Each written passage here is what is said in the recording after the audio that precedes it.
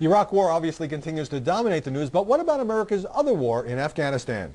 Anti-U.S. riots in the capital city of Kabul this past week left 14 people dead, over 100 wounded, and generated some fresh headlines.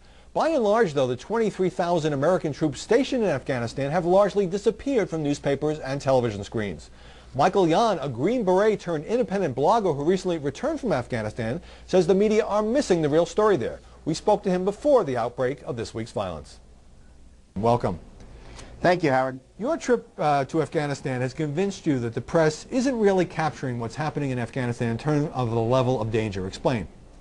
Well, as with Iraq, there's not a lot of journalists actually on the ground in either of these places, and so it is easy to miss it. Also, as in Iraq, it's very difficult to travel around without getting hurt or killed or kidnapped. And in Afghanistan in particular, the level of violence is increasing at a very rapid rate. You particularly objected to a Wall Street Journal piece that said that business is thriving there, and let me quote, even though writers of a certain ideological stripe whine that because Afghanistan isn't Switzerland, it's yet another sign that the U.S. can't get anything right. What bothered you about that piece? Well, first of all, I greatly respect the Wall Street Journal, and I think the United States gets a lot of things very right. But I did think that that article went way over bounds, and it was just wrong in telling people that Afghanistan is a safe business environment. While I was there, a driver of a friend was murdered. Another of his employees was wounded. Then another employee was wounded in another suicide attack. All these things happened while I was there. Right. And so the violence is extreme in some areas. And suicide cells clearly are stepping up. This was previously unknown in Afghanistan. It's leaving the Afghanis scratching their heads where are these cells coming from. But once you see suicide attacks starting to take place, it's indicative that there's actually cells there. These aren't random people that just go into a workplace and shoot the place up. When you see a car bomb occur, for instance, one that happened recently, which barely missed a friend of mine, we were out together.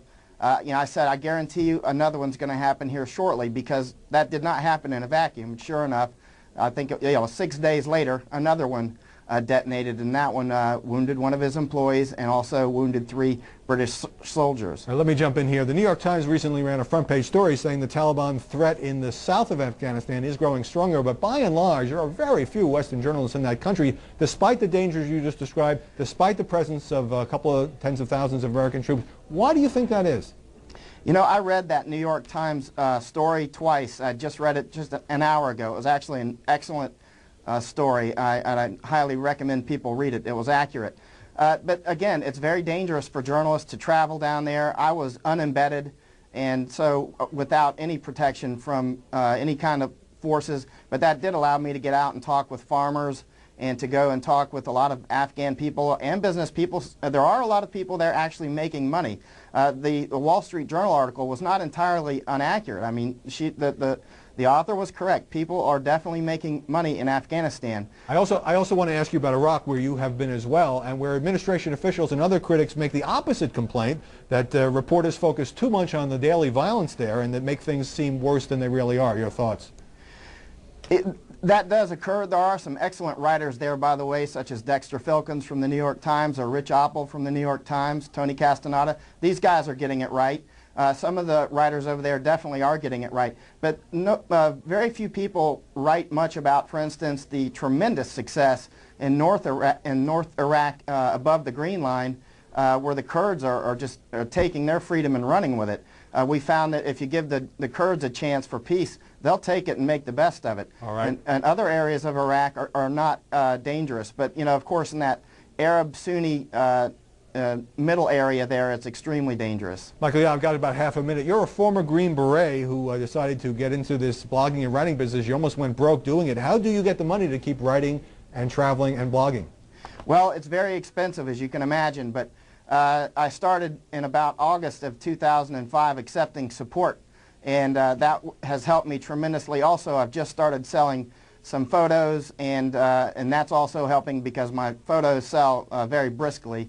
So there's no, doesn't look like I'm going to have to stop from lack of cash. All right, we'll keep an eye on your website. Michael Yan, thanks very much for joining us. Thank you. And it's one of Michael Jan's Iraq photos that sparked a dispute this week between him and Shock magazine, a new tabloid featuring plenty of shocking photography and exclamation points. Jan took this picture in Mosul of a U.S. soldier cradling an Iraqi child after an explosion, and it ended up on the cover of Shock magazine's debut issue without Jan's permission. Jan called this a blatant infringement of his copyright and said he was disgusted with how Shock used the photo under the headline, "War is Still Hell, Jarring Proof that Iraq is the New Vietnam." Shock said it legitimately got the picture from the photo agency Polaris Images, but has now agreed to pay Jan a licensing fee and to make a contribution to a military charity.